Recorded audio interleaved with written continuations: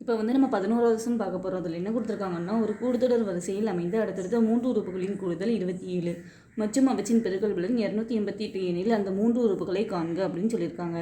ஒரு கூடுதொடர் வரிசையில் அமைந்த அடுத்தடுத்த 3 உறுப்புகள் அப்படின்னா நம்ம வந்து என்னத்தை எடுத்துக்கணும்னா a minus D A plus d. அப்போ வந்து சம்மில் என்ன கொடுத்துருக்காங்க, அமைந்த அடுத்தடுத்த 3 உறுப்புகளின் கூடுதல் வந்து 27 அப்படின்னு கொடுத்துருக்காங்க. அதாவது இந்த 3ஐயும் கூட்டினா வந்து என்ன கிடைக்கும்னா 27 கிடைக்குமா. அப்போ இந்த 3ஐயும் போட்டு நம்ம கூட்ட போகிறோம். a மைனஸ் டி ப்ளஸ் ரெண்டாவது a கொடுத்துருக்காங்க, அது a ப்ளஸ் மூணாவது உறுப்பு வந்து a ப்ளஸ் டின்னு எடுத்துருக்கோம். இதெல்லாத்தையும் கூட்டினா நமக்கு வந்து 27 கிடைக்குமா. அப்போ வந்து இதில் என்ன பண்ணலாம், இந்த மைனஸ் டியும் இந்த ப்ளஸ் டியும் கேன்சல் ஆகிடுமா. அதுக்கப்புறம் எத்தனை இருக்குது, 1 2 3 3a இருக்குது. அப்போ வந்து 3a ஈக்குவல் டு 27ன்னு கிடச்சிரும். இப்போ நம்ம ஏயோட வேல்யூ கண்டுபிடிக்க போகிறோம். a equal to 27. இந்த 3 இங்கே பெருக்கலாக இருக்குது, இங்கே வந்து வகுத்தலாயிரும். 1 3 3 9 3 27. அப்போ a ஈக்குவல் டு 9ன்னு நம்ம கண்டுபிடிச்சிட்டோம். அடுத்தது வந்து என்ன சொல்லியிருக்காங்கன்னா, அவற்றின் பெருக்கல் பலன் 288 அப்படின்னு சொல்லியிருக்காங்க. பெருக்கல் பலன் 288. இப்போ வந்து இந்த 3ஐயும் வந்து நம்ம பெருக்க போகிறோம். அப்போ வந்து a minus d into a into a plus d. இந்த 3ஐயுமே நம்ம எடுத்து வந்து இதை பெருக்கல் பண்ணியிருக்கோம். ஈக்குவல் டு நமக்கு என்ன வரணும்னா 288 வரணும். இதில் வந்து a minus D A plus D இருக்குது. இது வந்து a square minus B square ஃபார்முலாவோட சிமிலராக இருக்கா. அதாவது a square minus B square ஃபார்முலானா a plus B a minus B. இதில் வந்து a இருக்கிற இடத்துல, இந்த ஃபார்முலாவில் a இருக்கிற இடத்துல இங்கேயும் a தான் இருக்குது, b இருக்கிற இடத்துல இங்கே வந்து d இருக்குது.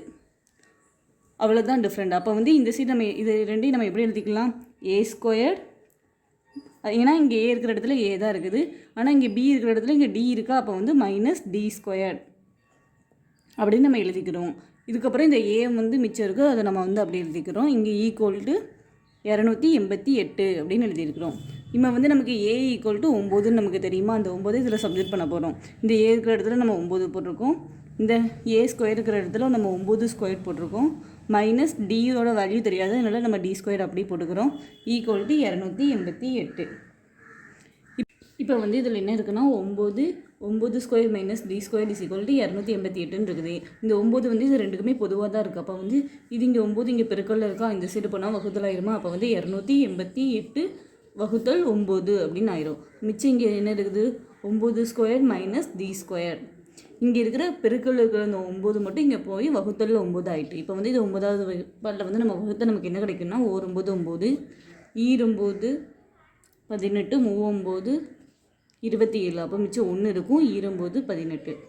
அப்போ வந்து 9 square minus D square equal to 32ன்னு கிடைக்கும். இப்போ வந்து இங்கே வந்து 9 ஸ்கொயர் பண்ணால் நமக்கு என்ன கிடைக்கும், 9 81 கிடைக்குமா. Minus D square equal to 32.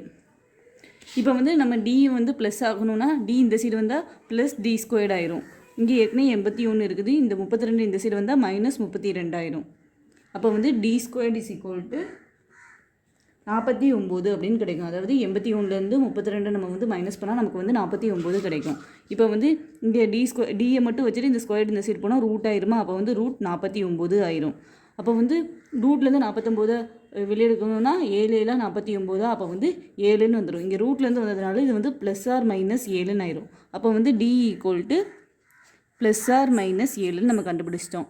இப்போ வந்து ஏயோட வேல்யூவையும் டியோட வேல்யூவுமே நம்ம கண்டுபிடிச்சிட்டோம். இது ரெண்டையுமே வந்து இந்த அடுத்தடுத்த 3 உறுப்புகள்னு நம்ம எடுத்துக்கிறதுல வந்து சப்ஜெக்ட் பண்ணால் நமக்கு வந்து அடுத்தடுத்த 3 உறுப்புகள் என்னென்னு கிடைச்சி a ப்ளஸ் டி. இதில் நம்ம வந்து ஏயோட வேல்யூ வந்து 9ன்னு கண்டுபிடிச்சிருக்கோம், டியோட வேல்யூ வந்து ப்ளஸ் ஆர் மைனஸ் 7ன்னு கண்டுபிடிச்சிருக்கோம். ஃபஸ்ட்டு வந்து a equal to 9, D equal to plus 7க்கு சப்ஜெக்ட் பண்ணோம். அப்போ வந்து a minus D A plus டியா. இப்போ வந்து இந்த a இருக்கிற இடத்துல வந்து நம்ம 9 போட்டுட்டோம், மைனஸ் டி இருக்கிற இடத்துல 7 போட்டுட்டோம். இந்த a இருக்கிற இடத்துல வந்து நம்ம 9 போட்டுட்டோம், கம்மா இந்த a இருக்கிற இடத்துல 9 போட்டுட்டோம், ப்ளஸ் இந்த டி இருக்கிற இடத்துல 7 போட்டுட்டோம். அப்போ வந்து 9லேருந்து 7 கழிச்சா நமக்கு வந்து ஆன்சர் என்ன கிடைக்கும்னா 2 கிடைக்கும், கம்மா இந்த 9 அப்படி இருக்கும். 9 கூட 7 போட்டால் நமக்கு வந்து 16 கிடைக்கும்.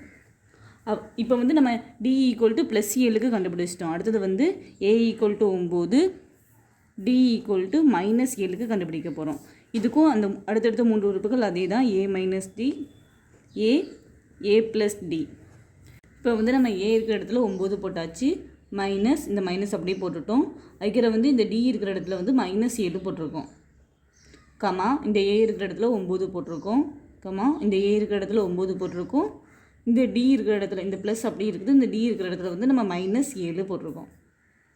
இப்போ வந்து 9 இந்த மைனஸும் சேர்ந்தால் ப்ளஸ் ஆயிருமா, அப்போ +7, கமா இந்த 9 அப்படி இருக்குது, கமா இந்த 9 ப்ளஸ்ஸும் மைனஸும் சேர்ந்தால் நமக்கு வந்து மைனஸ் தான் கிடைக்கும், -7.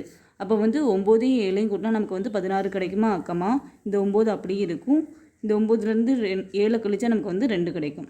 அப்போ வந்து அடுத்தடுத்த 3 உறுப்புகள் அப்படின்னா நமக்கு வந்து என்ன கிடச்சிருக்குன்னா 2, 9, 16. இங்கேயும் அதே தான் கிடச்சிருக்கு. சம்பளம் வந்து கூடுதொடர் வரிசையின் அடுத்தடுத்த 3 உறுப்புகளை கேட்டிருக்காங்க. அது வந்து 2, 9, 16 நம்ம கண்டுபிடிச்சிட்டோம். இதோட இந்த சம் அவ்வளவுதான்.